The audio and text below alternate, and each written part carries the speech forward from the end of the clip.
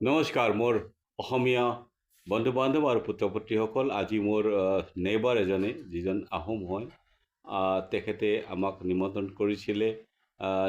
কৰিছিলে প্ৰায় 60 বছৰৰ ওপৰৰ মানুহবিলাকক। ময়ো নিমন্ত্ৰণ পাইছিলোঁ।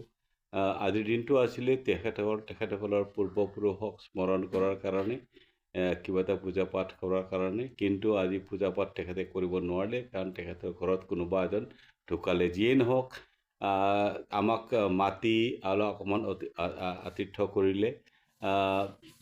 কথা হ'ল কি, এনেহেন এটা অকেজনতো আমি গৈ জুবিন গাৰ্গৰ আলোচনাতে ব্যস্ত হৈ পৰিলোঁ, তেখেতসকলো আৰু আমিও। এই কিছুমান কথা এতিয়াও বিশ্বাস কৰিব পৰা নাই।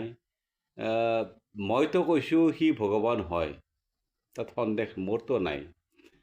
এই বগলীক পোহা, কাউৰীক পোহা, বান্দৰক পোহা, কোনোবা এদিন হেনো জুবিন গাৰ্গে নিজে কোৱা কথা, জুবিন গাৰ্গে গৈছিলে মেডিকেল কলেজ হস্পিটেলত।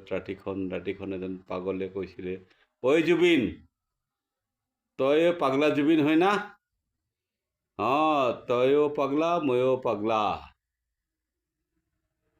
তই বোলে ৰাতিখন ঘূৰি ফুৰ, দিনটোত শুই থাক।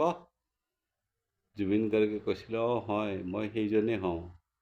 এই কেনেকুৱা ৰক ষ্টাৰ এজনে, এনেকুৱা ষ্টাৰ এজনে এজন পাগল মানুহৰ লগত কেনেকৈ কথা পাতিছে।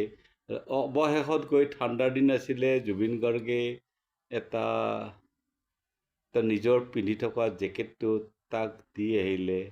এইজন মানুহ ভগৱান নহয়, এইজন মানুহ ভগৱান আকৌ। আৰু বহুত কথা আছে, পাতিবৰ মন যায়। কিন্তু মোৰ বয়সৰ, মোৰ যিটো প্ৰগ্ৰাম আছিলে, যিটো প্ৰগ্ৰামৰ কথা কৈছিলোঁ, এই প্ৰগ্ৰামটোত 80 বছৰৰ ওপৰৰ মানুহ আছিলে। সেই আটাইবিলাকে মানি লৈছে, yes, Zubeen Garg is a god.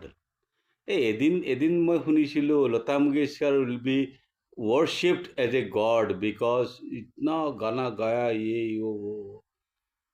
কিন্তু আমি ইমান দেৰিকৈ গম পালোঁ, জুবিন গাৰ্গেতো অলৰেডি চবৰে ৰেকৰ্ড ভাঙি দিলে। Come on, Jubin Garg is really God. If Lata Mangeshkar is a goddess, then Jubin Garg is also a god. ধন্যবাদ।